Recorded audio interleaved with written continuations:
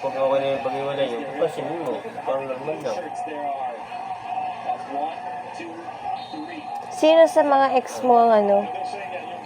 Papansinin mo pagkakasalubong mo. Bakit? Kung ganito ako ng basketball, tamang tanong ka. Bakit yun nawatawa? Ikaw pag tinanong kita ng ano mo. O sige, ikaw, sagutin mo Kasi muna. ayaw pag-usapan yung mga ex mo kasi ayaw rin pag-usapan yung ex mo.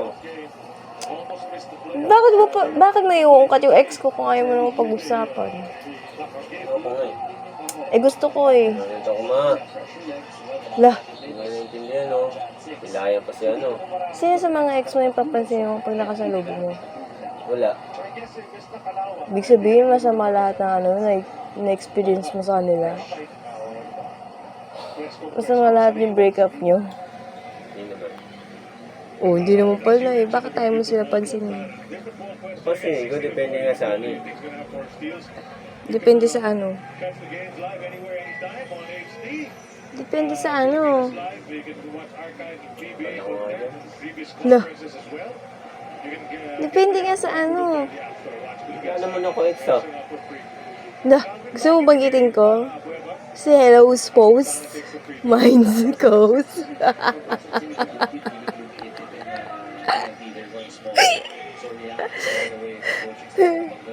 Papansinin mo pag nakasalubong mo pa. Siyempre.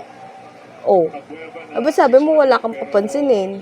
Wait mo naman kasi. Sinabi ko na nga diba. Depende nga sa ano.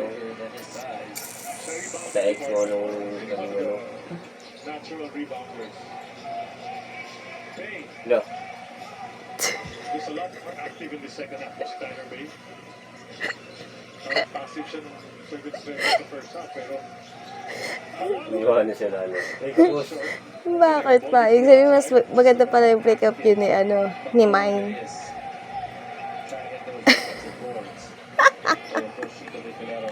Pero parang ano naman ito eh. Nagtatanong lang ako ah. Uy.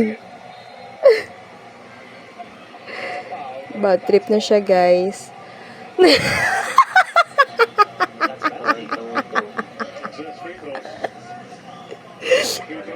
Ako pa naman parang tanga guys. Sige, parang ano to. Tigil-tigil naman mga ganyang ano mo. Alam niyo na guys, sa mga ex niya, si Mine lang na yung mapansinin niya. Si Mine's Go, si Hello's Post, si Jejemon.